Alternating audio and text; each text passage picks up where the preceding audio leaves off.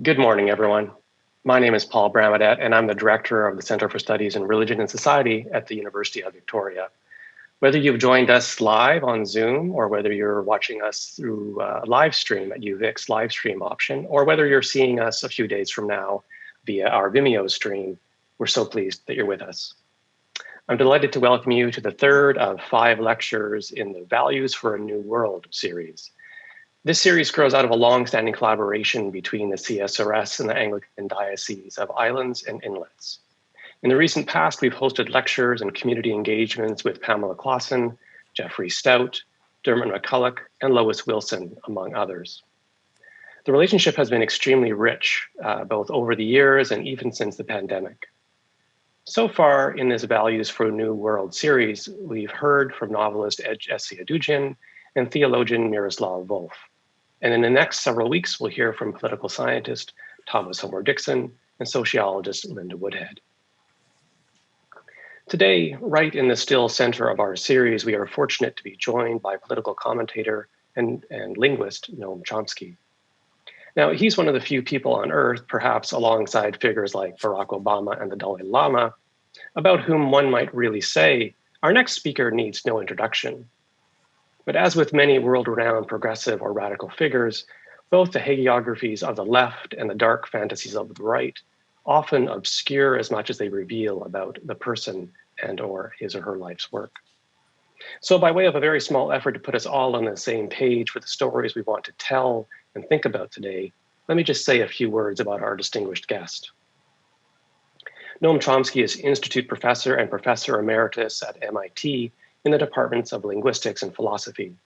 He's also a laureate professor of linguistics and Agnes Nelms Horry Chair in the program on environment and social justice at the University of Arizona. He is the author of over 150 books and by now nearly countless articles and essays on linguistics and politics. One of his most recent co-authored publications is Consequences of Capitalism, Manufacturing Discontent and Resistance, about which he was just interviewed by another John Albert Hall alumnus, Chris Hedges. So influential have his public and scholarly interventions been in over 6 decades that it's hard to imagine what cognitive science or movements such as Occupy Wall Street would look like without also thinking about Chomsky's powerful analyses of the world we share. Over his long and productive life as an intellectual and activist, Noam Chomsky has offered unflinching and prophetic assessments of our entanglements with politics, history, economics, magical thinking, and human nature. As such, we are very fortunate to have us here with us today as we think about whatever new world might emerge.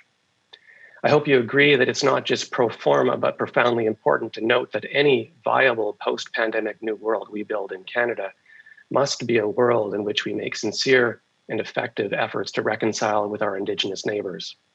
And so as I wrap up my remarks, I want to acknowledge with respect the Lekwungen peoples on whose traditional territory the university stands, and the Songhees, Esquimalt, and Wasanich peoples whose historical relationships with the land continue to this day. I should note that we have invited 4 special guests to serve as the front row in what we might think of as a town hall. These special guests have all been part of CSRS events in the past, and we are really pleased to have them with us today. Today, we're joined by Elizabeth May from the Green Party of Canada, Avigail Eisenberg from the Department of Political Science at the University of Victoria, David Seljak from the Religious Studies Department at the University of Waterloo, and Martha McGinnis, a former student of Noam Chomsky's and a professor in the Linguistics Department at the University of Victoria. Their questions will seed the conversation with the rest of the audience. You are welcome to pose your questions in the chat section, which my colleagues will lightly curate. And before I turn the digital lectern over to Noam, the Dean of Christ Church Cathedral, Ansley Tucker, will bring the greetings of the diocese. Thank you. Thank you, Paul. It is my pleasure to bring you greetings from the Anglican Diocese of British Columbia, or as we like to say, the Islands and Inlets. These lectures are made possible, as Paul suggested, by a gift from the John Albert Hall Trust of the Diocese to the Center for the Study of Religion and Society. and also by the collaboration of a working group which contains members from both bodies. And so we're grateful to them for the hard work that they have done, especially in pivoting in the ways that we can offer these lectures during these times when it's not possible to meet in person. There have certainly been some advantages that have come along with the pandemic in that sense. In these precarious times, it seems to me that there is a need not only for us to recover the prophetic voice in our midst, but also to learn to honor it. From our most ancient biblical narratives, we learn that our resistance to prophetic narrative or to painful truth is nothing new. And we also learn that we ignore our prophets at our own peril. And so I am really, really pleased that we can be involved in this project today. I welcome all of you, whether you're here in the Zoom room or on the live stream, and thank you for your attendance. And it's my pleasure now to step aside and invite Professor Chomsky to speak to us.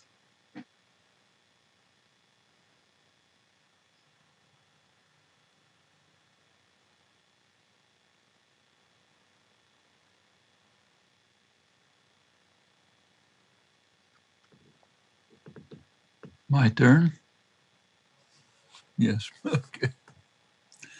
Well, the title you've seen, repeated, Confluence of Challenges, the Fate of the Human Experiment, may sound alarmist.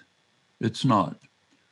We are at a unique moment of human history. We're facing a question that has never risen before and must be answered now without delay. Will the human experiment persist, or will we decide to terminate it? Not by deciding to do so, but by not deciding to take the actions that must be taken and that can be taken if we have the will to save organized human society from extinction. This question arose starkly on August 6, 1945, a day that's seared starkly in memory and has remained a shadow over life ever since, at least for me, and I'm sure I'm not alone.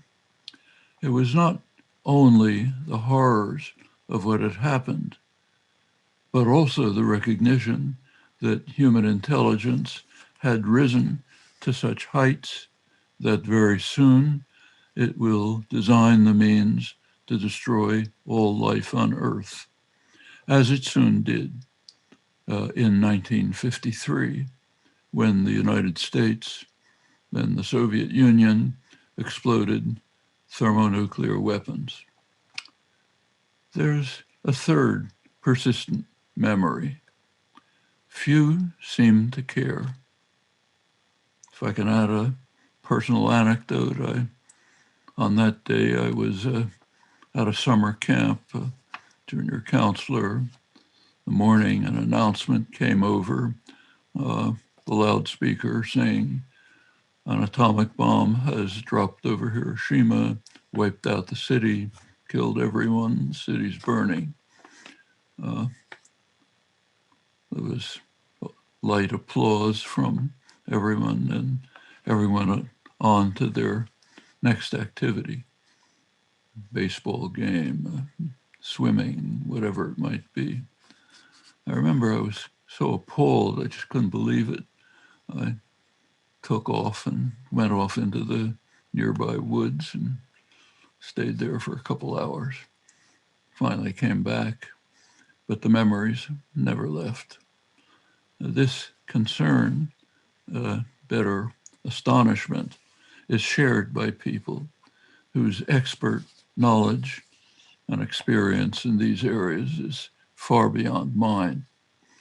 One is old friend Dan Ellsberg, who for years has been trying desperately to bring people to understand the nature of the abyss into which we are staring blindly. Or former Defense Secretary William Perry, his professional life has been devoted to trying to restrain the nuclear demon. He now declares himself doubly terrified by the severe and increasing threat of devastating nuclear war and by the passivity of the public in the face of impending disaster. Just mention one more. General Lee Butler, former head of the U.S. Strategic Command, the institution that controls nuclear weapons and nuclear weapons policy. He recently reflected with deep remorse on his many years of service in implementing plans for what is sometimes called the crime of omnicide, far surpassing genocide.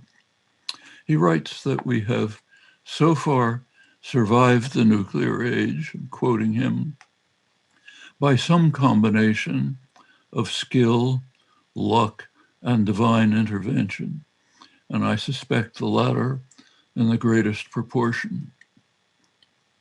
He then adds a haunting question. By what authority do succeeding generations of leaders in the nuclear weapons state usurp the power to dictate the odds of continued life on our planet?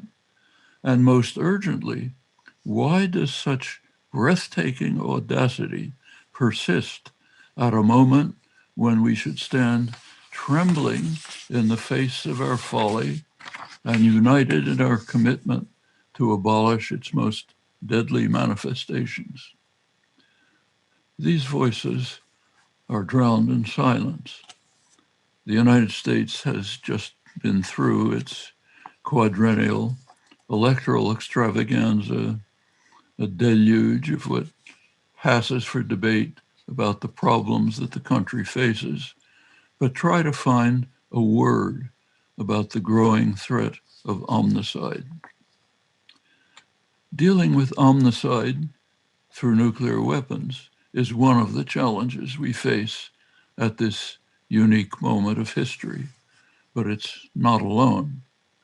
When the nuclear age opened, it was not yet known that this grim era in human affairs is unfolding within a new geological epoch, the Anthropocene, an epoch in which human activity is radically changing the environment that sustains life. Actually, not changing it, destroying it. The assault on the ecosystem was, of course, not sudden, but in the judgment of the World Geological Organization, the post-war escalation was sharp enough to qualify as entering a new geological epoch, an epoch that raises in stark terms the question posed by the nuclear age. Will the human experiment survive in any recognizable form, or are we doomed to virtual extinction along with much of the rest of life on Earth? That question is a very realistic one. It's impossible to overestimate its significance. We will either provide a positive answer and soon, or the game will be over. There'll be nothing left to discuss. Well, these words too may sound alarmist. They are not.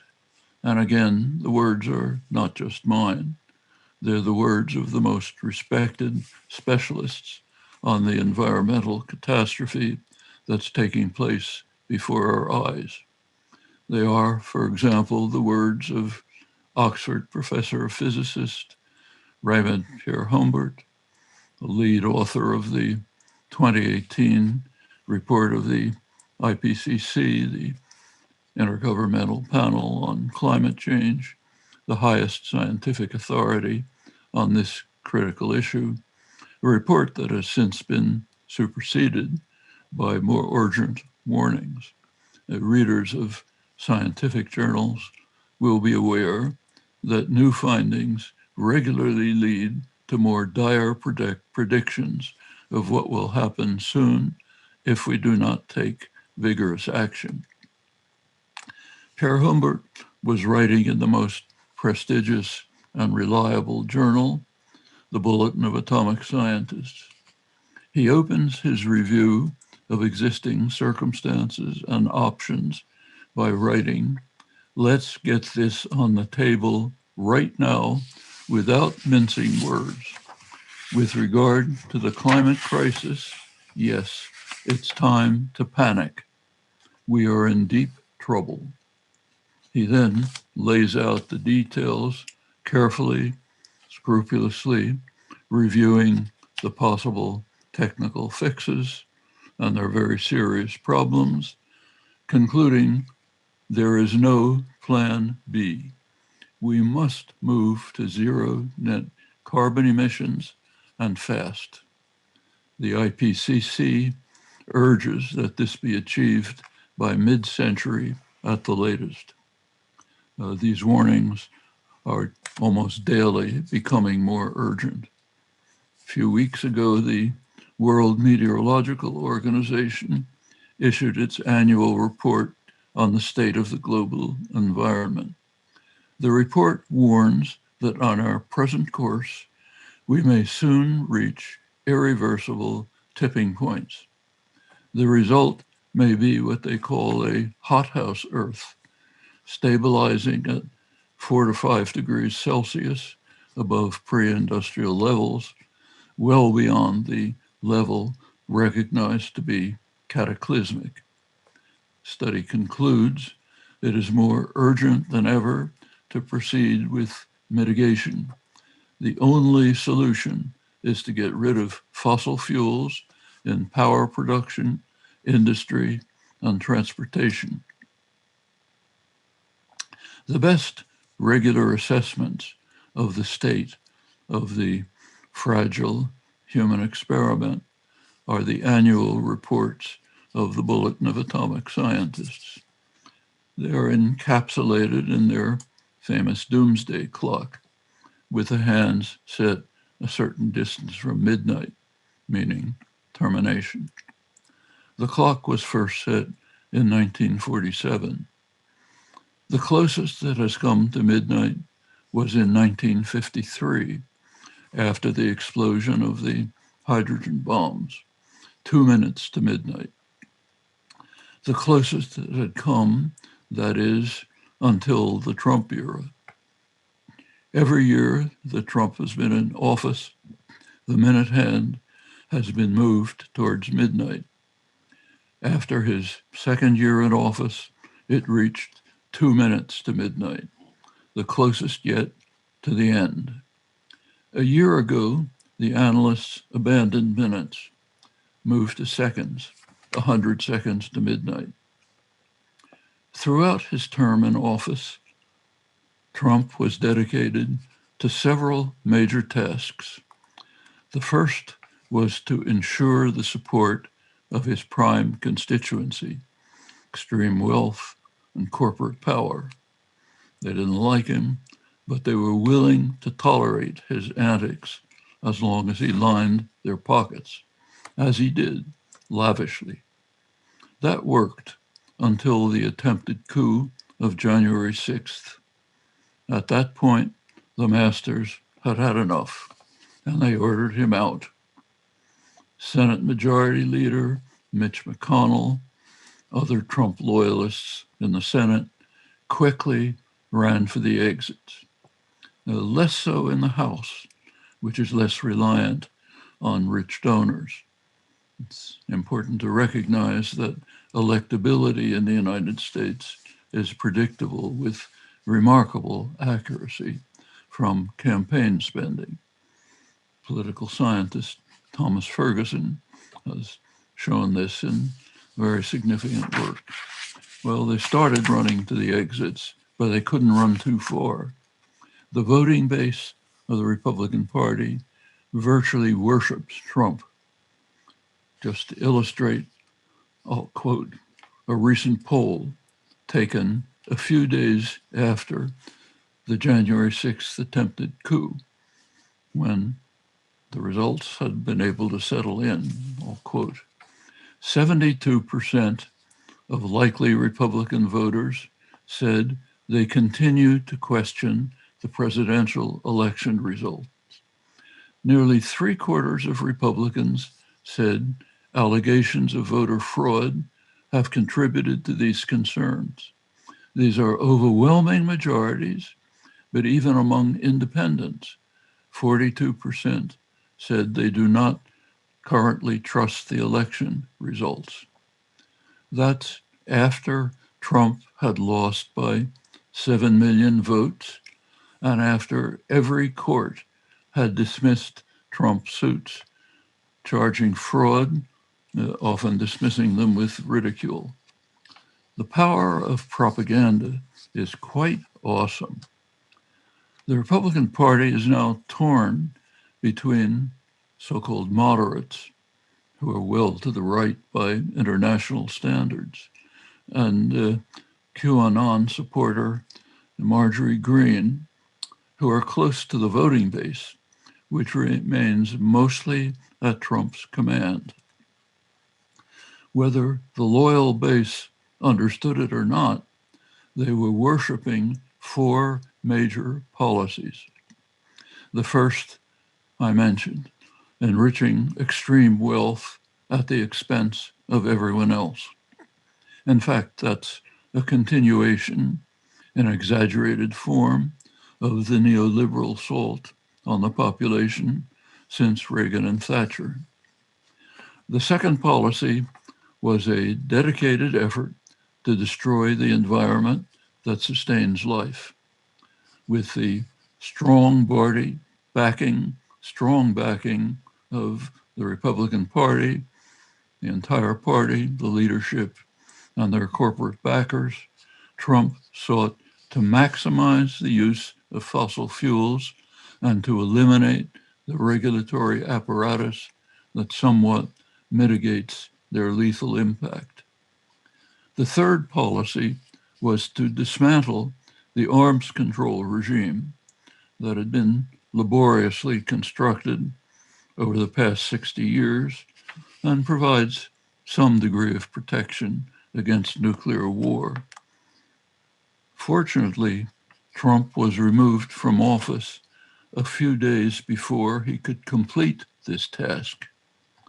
One of Biden's first acts was to accept the long-standing Russian proposals to extend the New START treaty that Trump had been delaying with frivolous objections.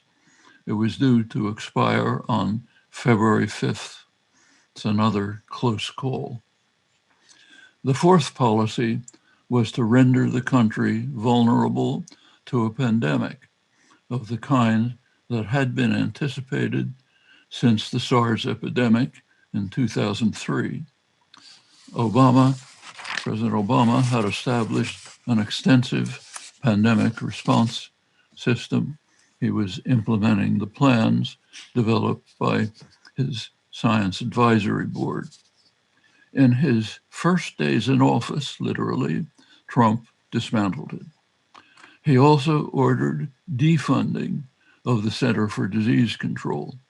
That was a policy continued every year that he had been in office, even in February 2020, last February, when the pandemic was already raging. He also eliminated the programs under which American scientists were working in China with Chinese colleagues to study coronaviruses in the field to prepare for the anticipated epidemic. All of this conformed to the declarations of his favorite newscaster, Rush Limbaugh, to whom he recently gave the Medal of Freedom. His tens of millions of listeners learn that there are four corners of deceit: media, government, academia, and science, all of which thrive on deceit. A similar message is intoned regularly on Murdoch's Fox News and the few other far-right sources that shape the beliefs of almost half of the population. That's another challenge for those who hope that the human experiment will persist.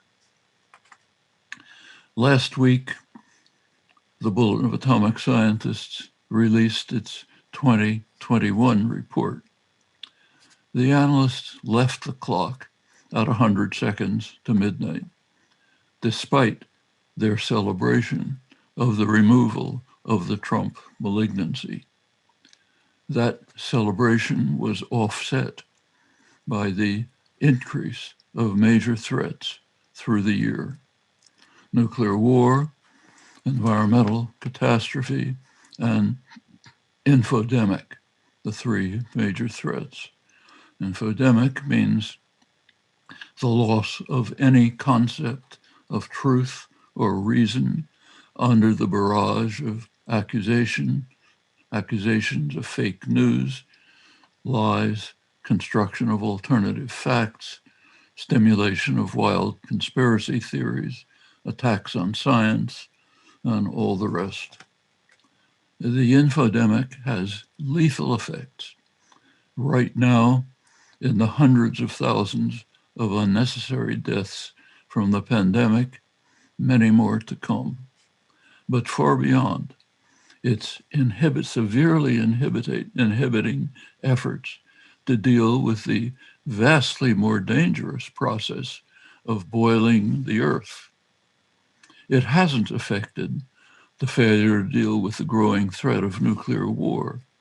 Silence has accomplished that. The same is true of an aspect of the pandemic that is much too easily ignored, one to which George Orwell directed our attention in his observations on what he called literary censorship in England. In England, where, as he wrote, unpopular ideas can be suppressed without the use of force, unlike the totalitarian enemy to which he devoted his famous satire, Animal Farm. There, force is used. Orwell's discussion of silencing ideas in free England was, in fact, his introduction to Animal Farm, but it did not reach the people of England. It did not appear. It was found 30 years later in his unpublished papers. Orwell had only a few sentences on the ways in which the wrong ideas are suppressed without the use of force in free societies. They're worth listening to. One is, quoting him again, that the press is owned by wealthy men who have every interest in suppressing certain ideas. The second, which I think is more significant, is simply immersion in the dominant culture. A good education instills in you the understanding that there are certain things it wouldn't do to say or even to think. These lethal effects are operative every day. As I happen to be writing, a major story in Iran is featured in the world's greatest newspaper, New York Times. It's considered toward the left. The topic is the JCPOA, the Joint Agreement on Iranian Nuclear Programs, signed in 2015, unanimously endorsed by the UN Security Council, which ordered all countries, quoting, ordered all countries to accept and carry out the Security Council's decisions as required by the UN Charter. The foundation of international law also happens to be the supreme law of the land in the United States under the US Constitution, if anyone were to care. Hard to find anyone who does. The agreement was dismantled by Trump over the strenuous objections of all parties and replaced by military threats and brutal sanctions on Iran. These are third-party sanctions. All must obey, no matter what they think, or else they'll be expelled from the world financial system, which is run by Wall Street and Washington. The issue could hardly be more urgent. Just a few days ago, Israel's chief of staff, Aviv Kochavi, gave a most important address with the backing of high intelligence figures.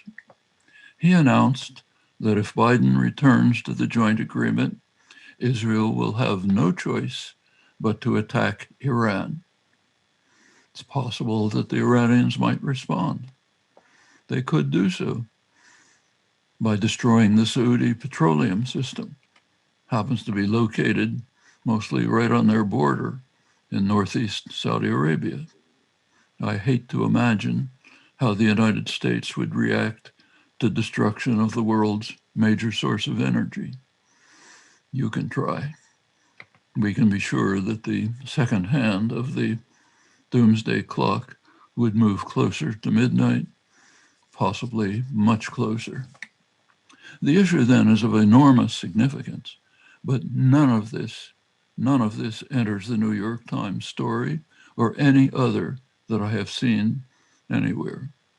Rather, the topic is how to overcome Iranian refusal to accept US demands.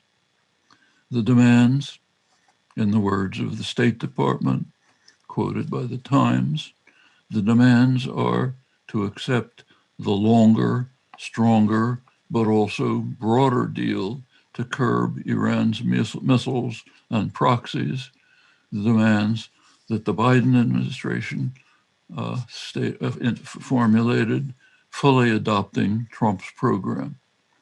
It's a program that is self-evidently legitimate, thanks to the bipartisan consensus.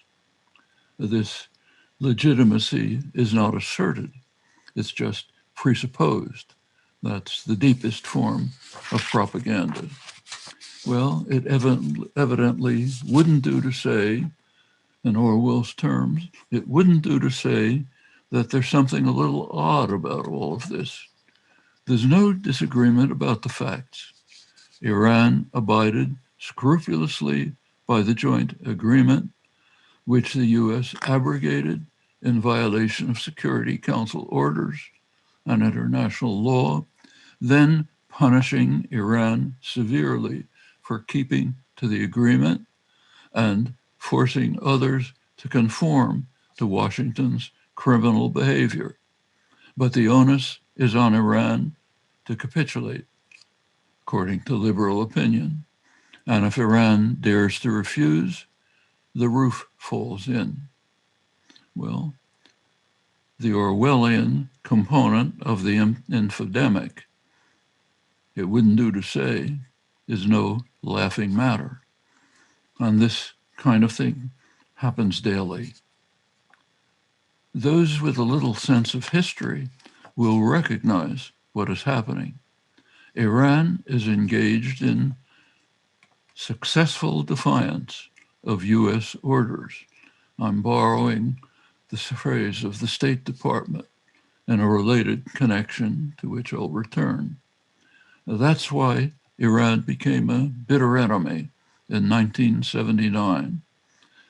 That's when Iranians threw out the tyrant that the US had imposed in a military coup that overthrew Iran's parliamentary democracy.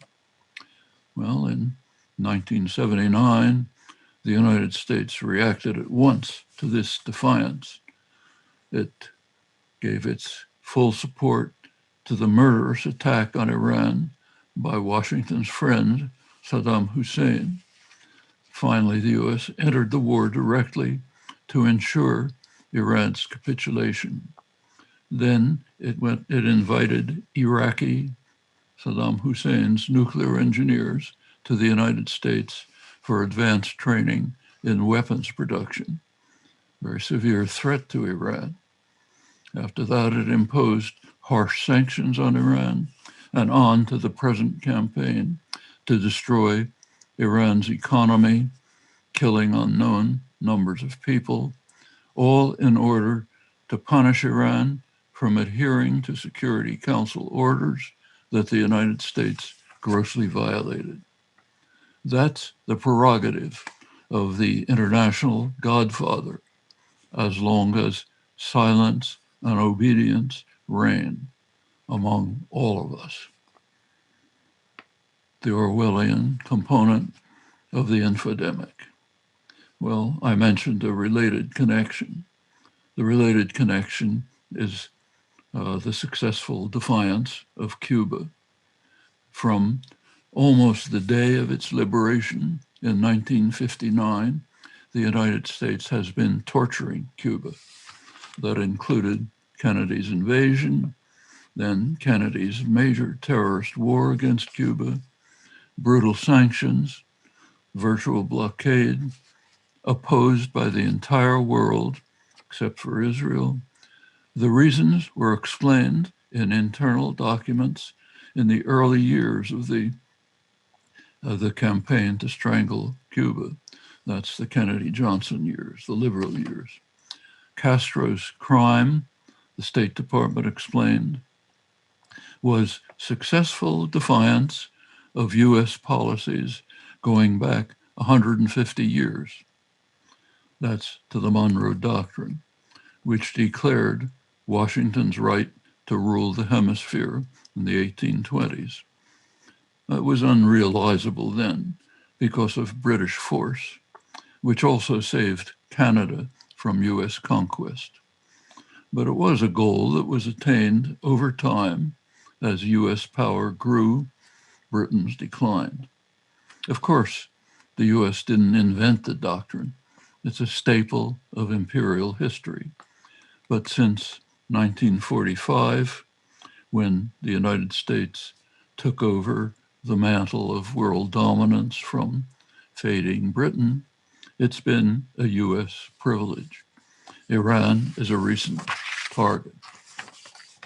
Well, let's suspend disbelief, in fact, considerable disbelief, but let's suspend it and concede that Iranian nuclear programs are a threat.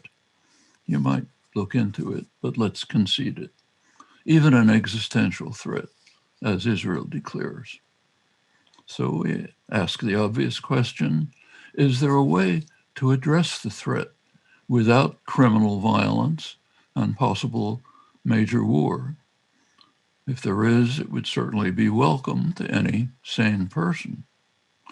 The joint agreement was one possibility, but that's been removed by Trump and Biden and the free press. We should, however, be fair.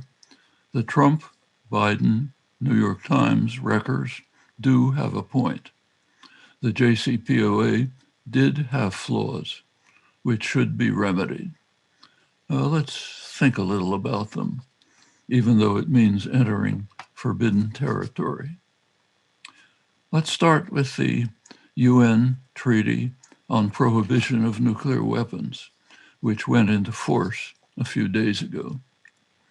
Unlike Canada, Iran voted in favor of adoption of the treaty, unlike Canada. That suggests some avenues to pursue. Furthermore, it's not the first time that Iran has called for elimination of nuclear weapons. A highly relevant case is the effort to establish a nuclear weapons-free zone in the Middle East. That would end any threat of Iranian nuclear weapons, if there is any. It would also eliminate the threat of imminent war, which is very severe.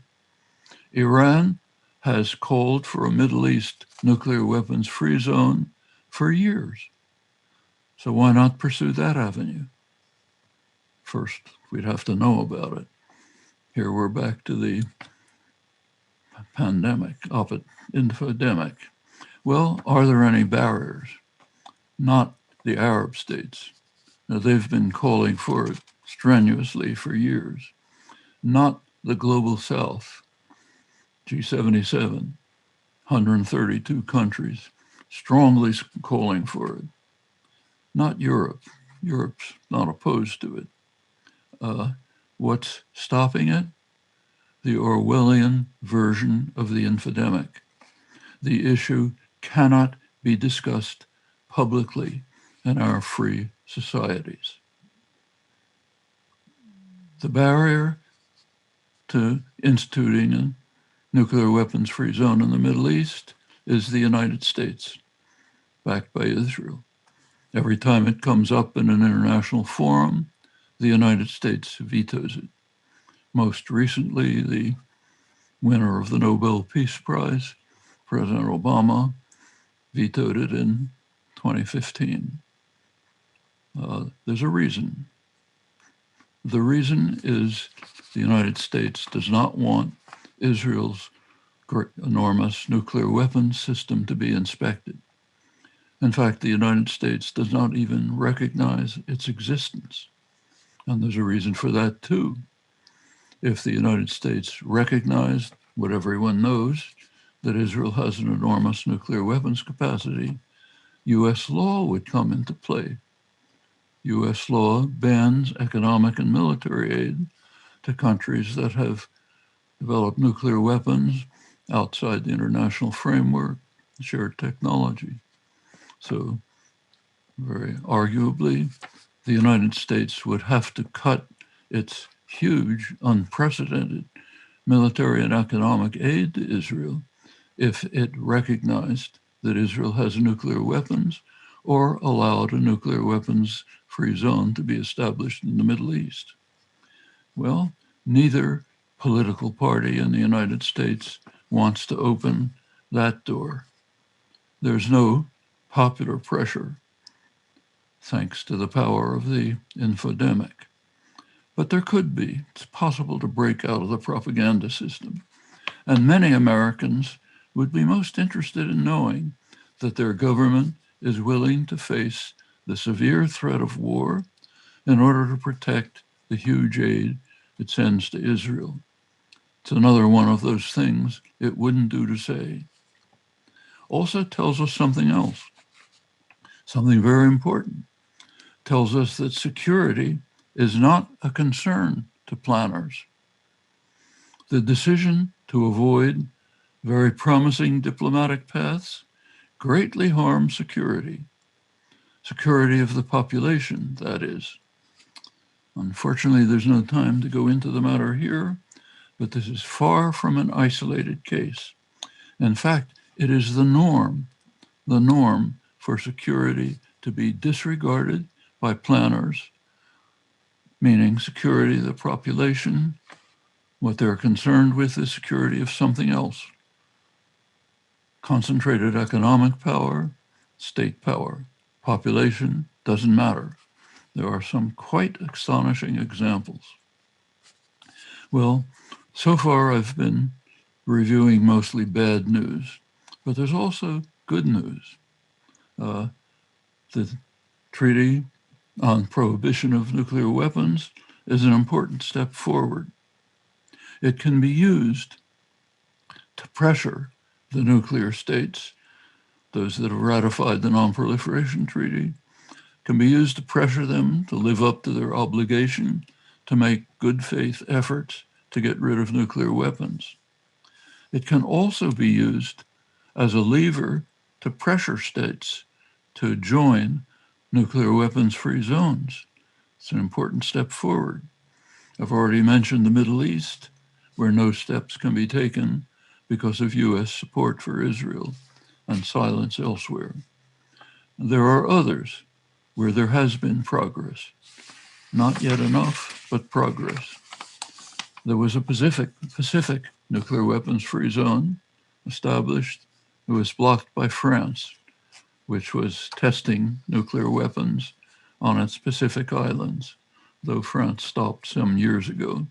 Now it's blocked only by the United States, which insists on maintaining nuclear weapons facilities on its Pacific islands. A very important case is Africa. The African nuclear weapons-free zone is complete, except for the island of Diego Garcia. Britain claims possession of the island in violation of the decision of the World Court and the United Nations General Assembly that it belongs to African Mauritius. Britain expelled the inhabitants to allow the United States to construct a major U.S. military base. It's not a symbolic action. The base is used extensively for bombing Central and West Asia, was upgraded under Obama to accommodate nuclear facilities. Well, again, the Treaty on Prohibition of Nuclear Weapons could be used to pressure the United States and Britain to observe international law and to permit an African nuclear weapons-free zone. Another case is the Western Hemisphere. There is a nuclear weapons-free zone, almost complete, except for the United States and Canada. Canada could join, in which case all nuclear weapons-free zones would be blocked only by the United States, in one case with the cooperation of its British junior partner. Junior partner is the term that was used ruefully by the British Foreign Office 75 years ago when the US was taking over Britain's role in ruling the waves. All of this could be steps towards ridding the world of these horrors. Well, more good news is that there are feasible ways to arrest the destruction of the environment and to move towards a world that is not only survivable, but in fact far better than this one. There are careful, persuasive studies, most extensively by economist Robert Pollin, showing that this outcome can be achieved with about 2 or 3% of gross domestic product. That's less than has been spent by the Treasury Department to keep the stock market roaring during the pandemic for the benefit of the wealthy. There will, of course, be plenty of resistance to this. Actually, Canadians, Western Canadians, have just had a taste in the reaction of the oil and gas companies when Biden stopped construction on the Keystone XL pipeline. This harmed the efforts of the Canadian companies to make as much profit as they can by driving human society towards extinction. Don't want to stop that. The third major factor in setting the doomsday clock ominously close to midnight, namely the infodemic, there's a lot to say. Not time to go into it here, but we should bear in mind that there's one fundamental component of it which is in our hands, the crucial Orwellian component that is never mentioned. Well, conclude by just saying that we do in fact face a confluence of crises. They can be overcome. We know the means are within reach. If we do not take up the challenge decisively and soon, the human experiment will come to an inglorious end. Thank you.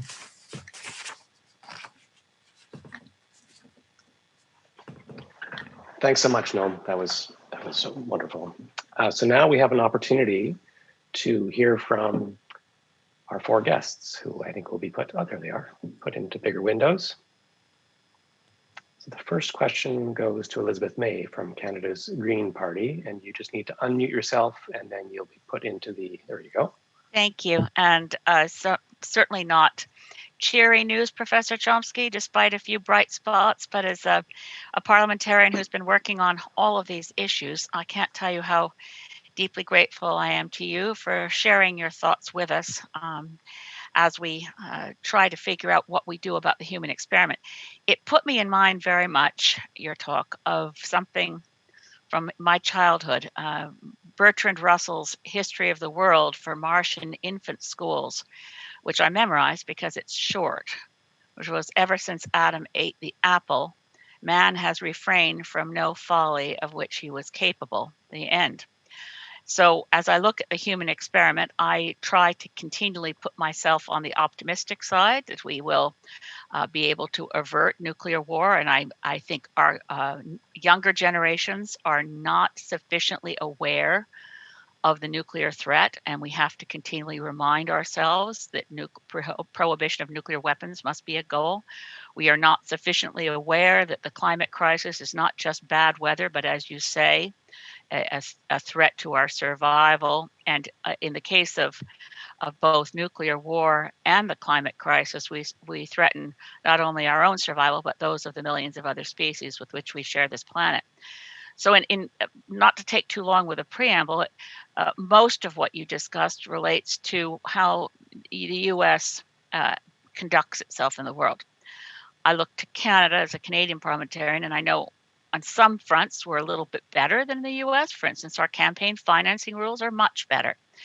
And the infodemic does affect Canada, but our media is not as contaminated as that in the United States with Rush Limbaugh and Fox News. Still, as you say, even the venerable New York Times forgets to talk about things that really matter, like the ongoing threat to Iran or U.S. conduct in other parts of the world. So as a Canadian parliamentarian trying to get our country, not only did we not vote for the Treaty for the Prohibition of Nuclear Weapons, we boycotted the negotiations on the Treaty for the Prohibition of Nuclear Weapons. We have done less than the United States to confront fossil fuels and reduce greenhouse gases, which is always a shocker for Canadians. So I wanted to ask Professor Chomsky if you have, certainly you're more than aware of the fate of the world in many levels of analysis that most people miss. But what would you recommend for us as Canadians, those of us who are very engaged in trying to get Canada to sign the Treaty for the Prohibition of Nuclear Weapons, to step up to our commitments in Paris, to confront the infodemic? Can Canada play any useful role in the world when so much is dominated by U.S. hegemony? Thanks, Elizabeth. Well, I think quite a lot. Americans do pay attention to what happens north of the border. Let me take one significant example. There are many. The United States is about the only country in the world, certainly developed world, that doesn't have a health system. That's a shocking fact. Bernie Sanders is considered very radical, too radical to consider, because he's calling for a universal health system. Well, there are strong popular elements in the United States who are working to raise the United States to the level of, say, Mexico or Brazil or Europe or so on. Nobody knows about that, but they do know about Canada. Americans don't know much about the world, but they know about a little bit about Canada. It's enough like us so you can look at it. And the model that is used, in fact, in the United States, it's called a single payer system, meaning the Canadian model. Mm-hmm. Not necessarily the best model by any means, but it's right next to us, so it's a model. Well, that's an illustration. Canada does something that makes little waves south of the border. And there are things Canada can do. One of them is the Treaty on Prohibition of Nuclear Weapons. Another, which I mentioned, is to join the nuclear weapons-free zone in the Western Hemisphere. It's important for Americans to notice that the United States alone in the world is blocking every single attempt to express abhorrence of nuclear weapons by denying them. Nobody in the United States knows that. If Canada made a move, might be possible to break through. Same on other things. I should say that you mentioned that Canada's record on greenhouse gases is pretty bad. It's not the only case. Canadian mining companies are the scourge of the earth. Canada has, I think, maybe 60% of global mining, and it's highly destructive. I've seen it firsthand in places in Central America where poor communities are fighting for the survival against Canadian mining for gold and so on. This is something very serious that Canada can do something about. I haven't studied it, you know better than I do, but I suspect strongly that this affects Canadian foreign policy. Somebody might look into that. Don't know if anyone has. There are lots of things that can be done right there, and they do have an effect on the United States because because Canada is a nice English-speaking, white, Christian country. They can be admissible into the human race. You notice them. So it does have an effect. Thanks, Noam. And thanks, Elizabeth, for that great question. Abigail, over to you. Abigail Eisenberg from the Department of Political Science. Thank you very much. I'll make my question short. So the infodemic is one of the 3 existential crises that you identified. And of course, that the university is in a very interesting position vis-a-vis that particular crisis, as well as nuclear, as well as the 2 other crises that you mentioned. I wonder if you can offer some tangible ways in which faculty can help respond to this crisis and in which students can help respond to the crisis in the university today. One way the universities could help is by performing what's supposed to be the responsibility of a university, educating people in the reality of not only this world, contemporary world, but of history. Okay, where does it come from? Actually, I mentioned one example, better known in Canada than in the United States, but really not well known in Canada either, Cuba. The United States has been carrying out extreme criminal activities in Cuba for over 60 years, totally unknown. If I talk about successful defiance of US policy, nobody would know what I'm talking about, even though it's official policy since Kennedy and Johnson. Well, actually long before, but the words were used then. Okay, people can know about that. Canada could universities in Canada could teach people about successful defiance. Universities could teach the history of both of these countries and the Anglosphere in general, all the English-speaking countries. They're all the countries that fed off England, former colonies, have become great and powerful countries by virtual genocide. Okay, in the case of the United States, also, in fact, all of them, by the worst system of slavery in human history, not just the United States. It's also the source of Britain's wealth, a good bit of Canada's wealth, counterpart in Australia. That's the source for contemporary industrial development, was based on cheap cotton. Cheap cotton was the fuel of the 19th century. It was the basis for manufacturing, retail, finance grew out of cotton system, cotton futures and so on, lending, retail, commerce. That's how Britain got wealthy. One of the main ways in which Britain got wealthy. That's why Liverpool and London were among the richest, maybe the richest cities in the world. Same in Canada, same in Australia. So one thing that could be taught in universities is we're lucky, we're rich and powerful. thanks to extermination of indigenous populations and the most vicious system slavery in history. Could start with that and go on. What is missing is unbelievable.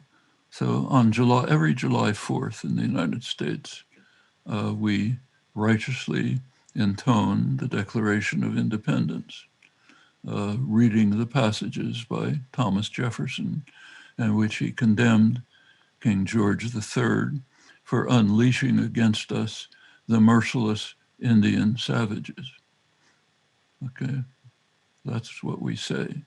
We don't say what Thomas Jefferson knew perfectly well and was in fact expressed by the first Secretary of War, Henry Knox, roughly the same time.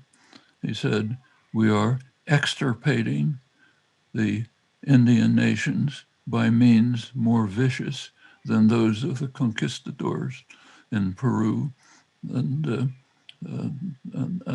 Haiti. Okay, Haiti brings up another thing that Canada could teach people, namely Canada's disgraceful role in the destruction of Haiti. Goes way back. Most recent case is joining in kidnapping the president because Western powers didn't like him, sending him off to Central Africa. Plenty to talk about here. There's a lot, I could go on, there's no need, but there's a whole hidden history. And it's interesting to see how the veil has been opened on it. Until the 1960s, almost nothing was said about these things, literally. I mean, in the United States, it was scholarship. The best anthropologists, top scholars, were saying that there were maybe 1 million hunter-gatherers straggling around the country when the European explorers came. All over the hemisphere, just hunter-gatherers straggling around for us to Christianize and uplift. It was this is a couple of hundred years of history, perfectly well known to the perpetrators, like Henry Knox and Thomas Jefferson, and then suppressed. I mean, so badly suppressed, I have to admit that when I was a kid in the 1930s, we were playing cowboys and Indians, and we were the cowboys killing the Indians. It broke in the 1960s and 70s outside the universities. The first break was a scholarly work by the anthropologist in a museum, not in the Invasion of America by Francis Jennings, finally seeped into the universities, pressed by young activists who were demanding that we open the doors on true history. Same on slavery. So just 2 years ago, the New York Times, to its credit, published the 1619 series. Very good series on the history of Afro-Americans since 1619, the first day when slaves came. Horrible history, extending right to the present moment. Big factor in problems that are right on the front pages today. They were lambasted for that, attacked bitterly by historians and others. How dare you say these things about our wonderful country? Trump actually even set up a commission for schools to teach the true history of nobility and so on. But they did do it, and they did it because popular activism, Black Lives Matter, others have finally broken through.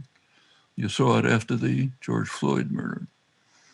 After the Floyd murder, the biggest social movement in American history quickly developed with enormous popular support, 2/3 support, way beyond what Martin Luther King got at the peak of his popularity.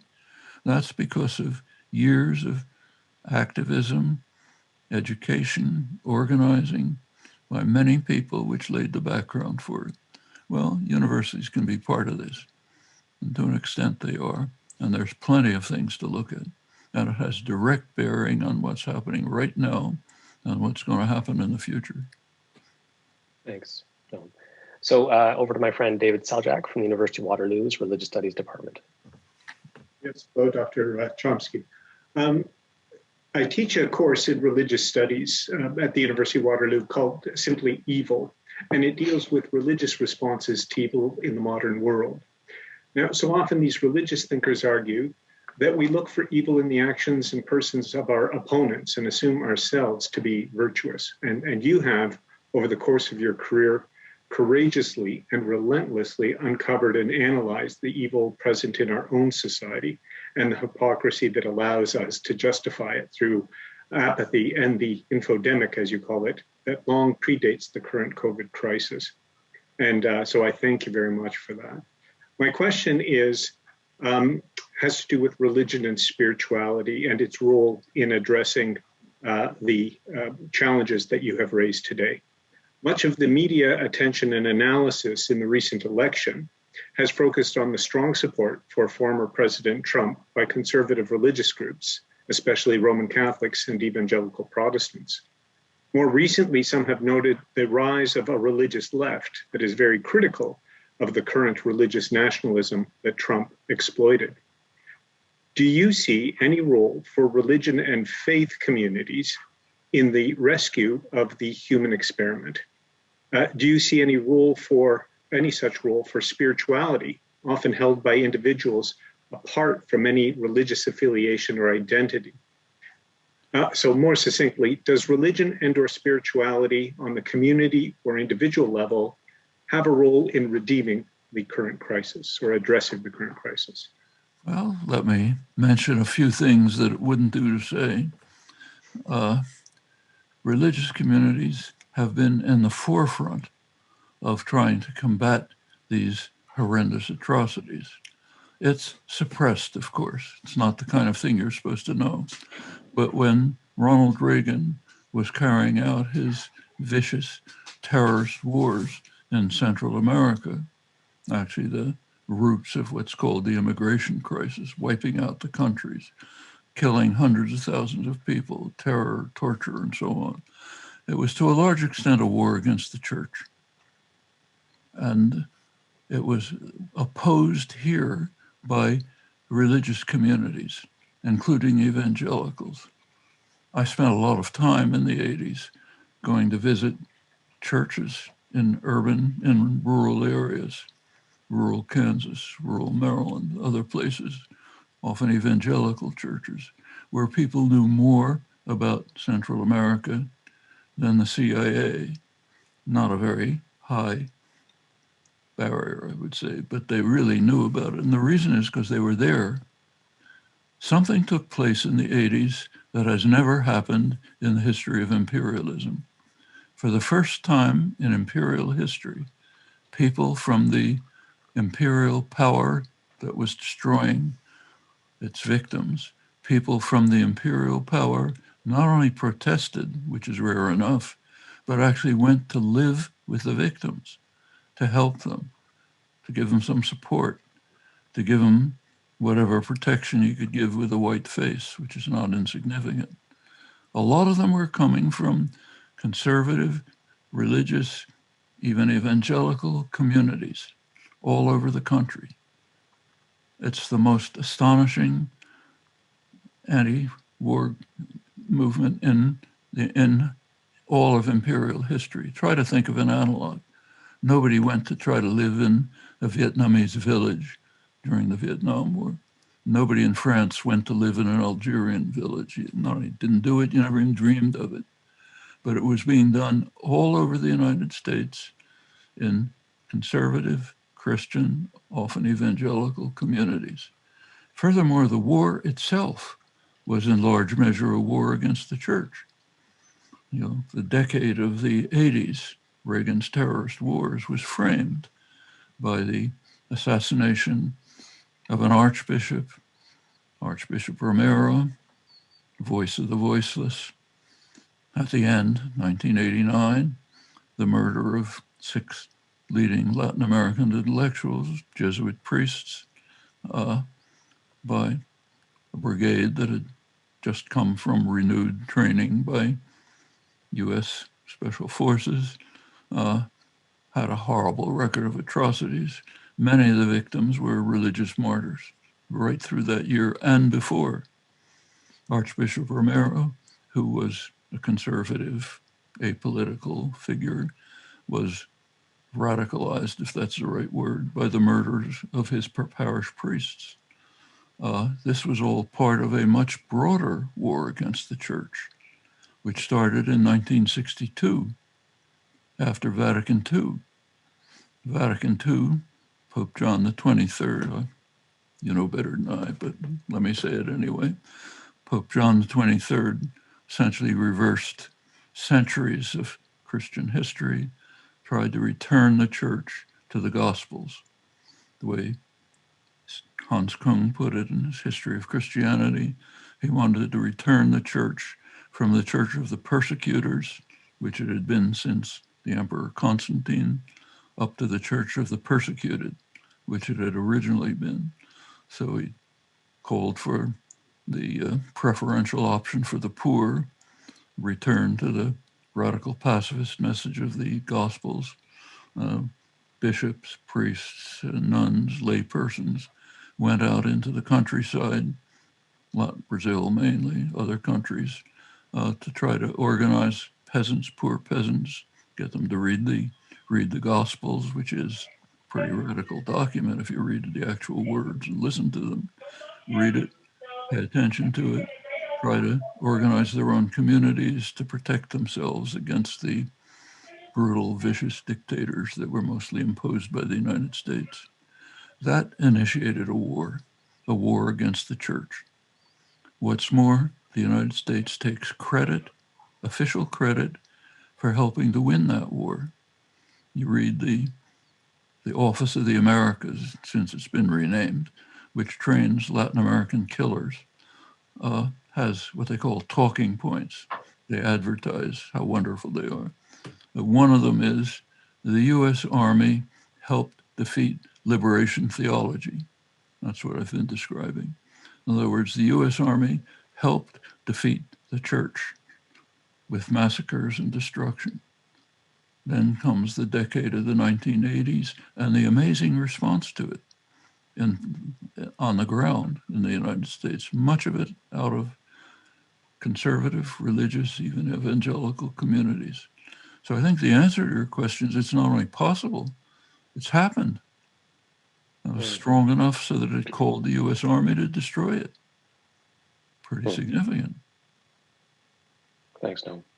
And thanks, David. Martha, you get the last question of the panelists, and then we'll have some time to have a broader conversation with the audience. Thanks, Paul. Noam, thanks so much for speaking to us. I personally find it a relief to hear a perspective that's so firmly in touch with reality. You've made a strong case that unconstrained profit-seeking is leading us as a species to destroy the basis for organized life. It's also produced high concentrations of wealth and power in the hands of a few who rely on the media and educational institutions to frame the public's understanding of the world in a way that protects their interests. An arrangement which, as we're now realizing, is not only unequal and unjust, but ultimately suicidal, or as you said, omnicidal. No doubt many of us participating in this event have benefited from this economic and social order, which in this part of the world also relies heavily on the false premise that white settlers have more right to be here than the people whose ancestors have lived on these lands for over 10,000 years. Universities and major religious organizations are institutions of considerable privilege, but with a mission to improve the lives of people everywhere. My question is, how can those of us who constitute these institutions overcome the barrier of that privilege and work across social divides to establish fair and sustainable values for this new world to come? What kinds of actions do you think are making a real difference? Well, let's take some institutions that you and I are familiar with, like MIT, say, where I spent all my life and you suffered through being a student. You know, as I don't have to tell you, but I can tell others, when Ken Hale came to MIT from Arizona, where I now am, he was, for those of you who don't know, he's one of the great modern linguists, one of the leading English linguist, cultural anthropologist, and activist. Spent a lot of his time working with indigenous people on everything from land rights to reviving traditional cultures. One of the things he did was to bring to MIT people from the men and women from the reservations, Navajo, Hopi reservations, bring them to MIT. Technically, they didn't begin to qualify for entry to MIT, which is very high. That's how Martha got in. But of course. But he brought them in. He spent hours, many hours a week, maybe 30 hours a week with each person, bringing them through the graduate program, carrying them through graduate program in linguistics, which is not easy. Martha can testify. They did excellent work. They started working on their own languages. They did better work than the linguists had ever done because they knew the languages. They went back to the reservations, started cultural centers. Ken, Wayne O'Neill from our faculty, others went there to join with them, raised the level significantly, revived the cultures, revived the languages. In one extraordinary case, Ken worked with a woman, Jessie Littledoe, from the tribe that had inhabited New England, where MIT was located, before the European English colonists came and destroyed everything, the Wampanoag. Their language hadn't been spoken for a century. Ken and Jessie, working with missionary texts and comparative studies, were able to reconstruct the language. It now has its first speaker, a native speaker, in 100 years, Jessie's daughter. The tribe has revitalized. There's still remnants of it in Cape Cod. They've now got cultural centers, they're learning the language, it's revived the tribe, and so on. Things like this can be happening all over the place. In Arizona, where I now am, University of Arizona, it's regularly made very public that this university, talks always often open with it. Our university is on the lands of the Tohono O'odham Reservation, what you used to call Papago, one of the first languages that Ken studied when he was growing up here. Picked it up in the fields. We're on the reservation of their land. We have to recognize that. The university has significant programs bringing in American Indian students, American Indian studies, and other things. All of these things can be done in the universities. We could also do things like I was just talking about in the past, bring up the rest of our history, all of us, bring up the possibilities that offers. So take what David was just talking about, the history of what happened with the evangelical Christian communities is a sign of what can be done. We now think of them as just rabid Trump maniacs. It's not the whole story. They've also broke through hundreds of years of imperialist history for the first time to go to live with and help with the victims. When I visited Nicaragua, I stayed at the Jesuit house. Why? Because that's the place where I was being invited to do things and give talks. One of my closest friends was Cesar Harris, the Jesuit provincial head of the university, in the forefront of working on human rights, opposition to aggression, surviving atrocities, and so on. His own history is interesting. He was from Guatemala. He was driven out of Guatemala when the government, the US imposed government, warned they were going to kill all the Jesuits. So he went to El Salvador. In El Salvador, he became very close to Archbishop Romero. Romero was not a very educated person. He was kind of a simple person. Cesar became kind of his house intellectual. He was, in fact, the author of a famous letter that Romero the Archbishop sent to President Carter, pleading with Carter not to send military aid to the military junta, which is destroying people who are struggling for their most elementary human rights. Something quite interesting happened, which he told me about. I don't think it's in the history books. The day the letter arrived in Washington, Caesar was called to the Vatican. He was called to Rome to have an audience with head of the Jesuit order and with the Pope.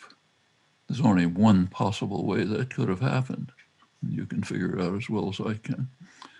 He spoke to the head of the Jesuit order, asked what he's doing, explained it. Head of the Jesuit order said it's fine. Had a session with the Pope, who was pretty reactionary. He told me the Pope didn't say stop. He just was non-committal. So Caesar took that to be an indication that he can go back. So he went back to El Salvador. A couple days later, the Archbishop was assassinated while reading Mass. That set off a huge wave of repression. Caesar fled to Nicaragua, where he became the head of the Jesuit University, where I met him. Nicaragua in the 80s was pretty much like Paris in the 1930s. Another thing it wouldn't do to say. In the 1930s, people fleeing from Nazi and Stalinist oppression went to Paris. In the 1980s, people fleeing from US terror in El Salvador, Guatemala, and Honduras fled to Nicaragua, the one country where the population had an army to protect them. In the other countries, the army was the terrorists. Of course, the United States bitterly attacked it. Major war against Nicaragua. They managed to hold out barely. Terrible cost. The United States was brought to the International Court of Justice, the World Court, by Nicaragua.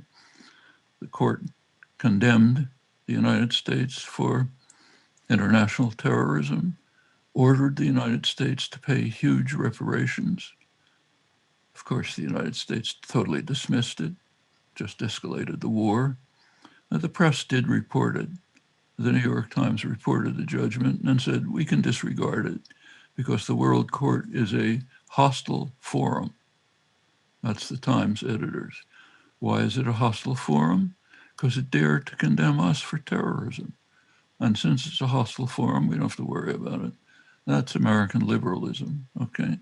You come to the infodemic, who knows this? Okay. Well, what can universities do?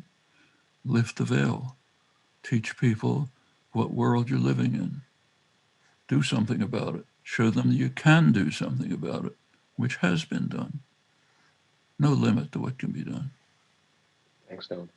So I think we have. I think we're going to go over about 5 or 10 minutes, and we have a chance for a couple of questions from the audience. One question is from Bastien Francoise, who asks, what role does Dr. Chomsky believe the indigenous people can play to reverse the current direction the Western world has taken and that has put us in the dire situation that we are in today?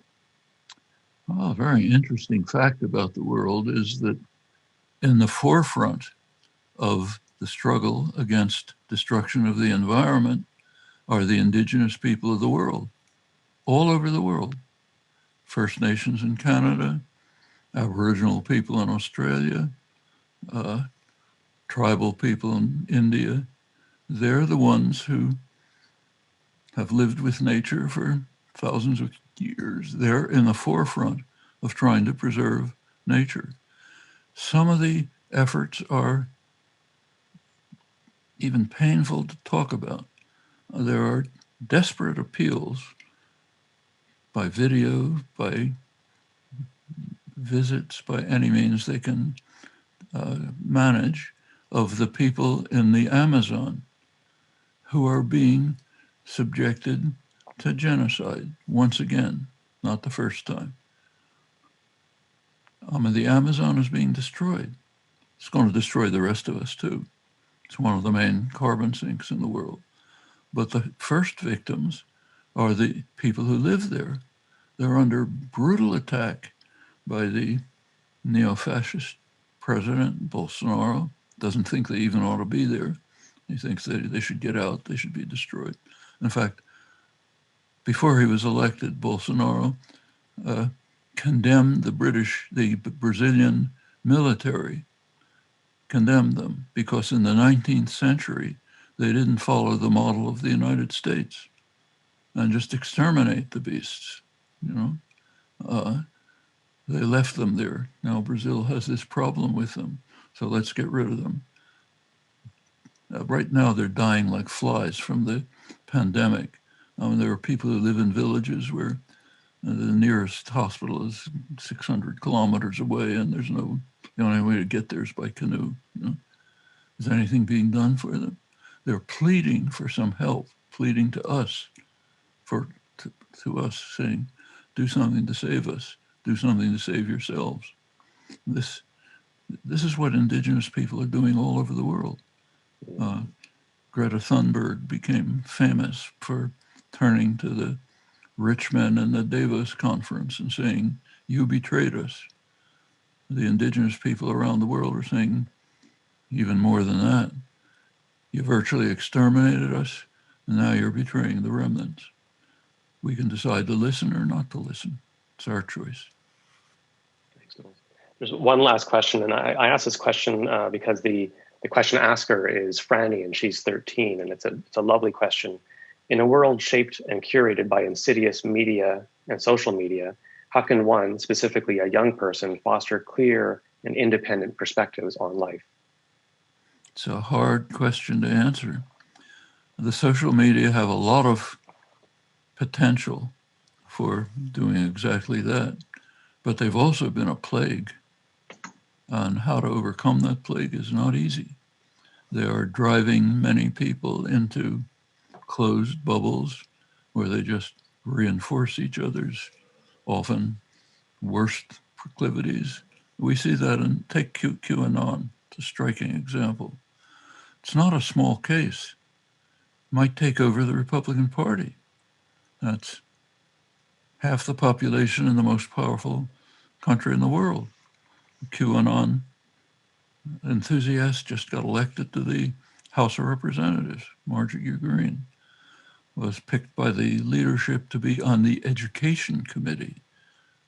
Okay, a lot of support from Republican congressmen, senators.